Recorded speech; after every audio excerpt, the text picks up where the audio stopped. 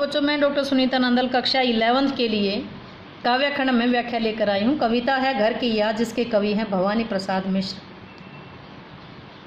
आइए पद्यांश पढ़ते हैं। और माँ ने कहा होगा दुख कितना बहा होगा, आँख में किस लिए पानी, वहाँ अच्छा है भवानी। वह तुम्हारा मन समझकर और अपनापन समझकर गया है सो ठीक ही है, यह तुम्हारी लीक ही है। लीक का मतलब परंपरा। कवि भवानी प्रसाद मिश्र हैं। कविता घर की याद। कवि ने बताया कि पिताजी मेरी याद आने पर रो पड़े होंगे, और पिताजी को रोता देख करके माँ ने कहा होगा, माँ ने कहा होगा, और माँ ने जो ये बात कही तो उस समय माँ को कितना दुख हुआ होगा, माँ को कितना दुख हुआ होगा। माँ ने उनकी आंखों में पानी देख करके उनको समझाते हुए कहा होगा, आँख में किस लिए पानी, आपकी आंखों में आंसू किस लिए, वहाँ भवानी अच्छा है, वहाँ भवानी जेल में भवानी अच्छा है, ठीक है, आप रो क्यों रहे हो।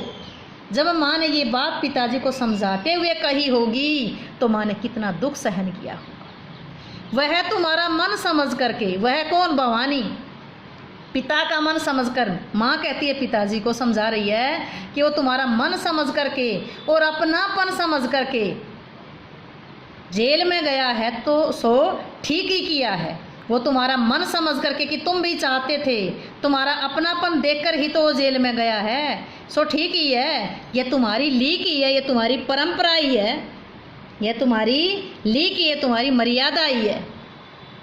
भवानी का पिता यही चाहता था कि देश के आंदोलन में देशवासी बढ़ चढ़कर भाग लें, फिर जेल जाना तो आपके कुल की परंपरा है। भवानी ने आपकी उसी लीक का, उसी मर्यादा का, उसी परंपरा का पालन किया है, सो ठीक ही तो है। पाँव जो पीछे हटाता कोख को मेरी लजाता, इस तरह हो न कच्चे रो पड़ेंगे और बच्चे। पिताजी ने कहा होगा हाय कितना सहा होगा, कितना, कहाँ मैं रोता कहाँ हूँ, धीर में खोता कहाँ हूँ।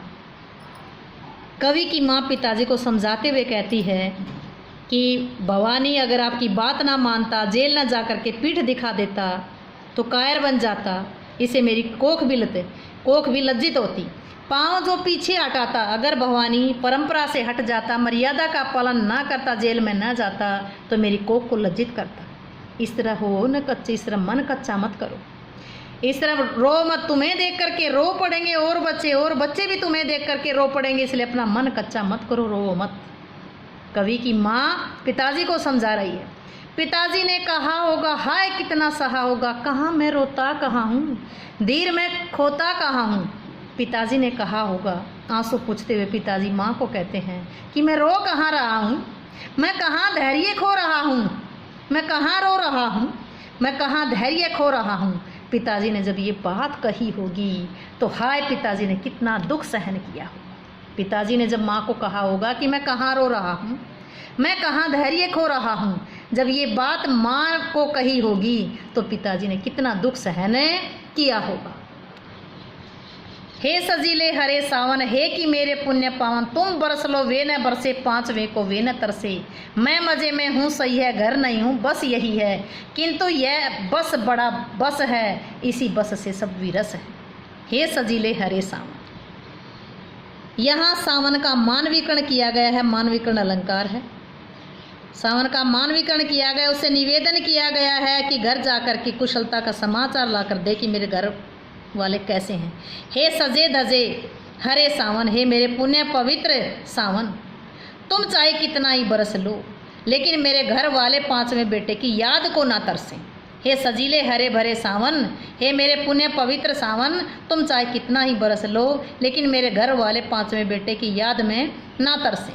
मैं मज़े में हूँ सही है, तुम घर जा कर के उनको संदेश देना, घर वालों को जा कर के ये कहना कि मैं मज़े में हूँ, ये बात सही है कि मैं यहाँ आनंद में हूँ, मज़े में हूँ, बस केवल घर नहीं हूँ, मैं घर पर नहीं।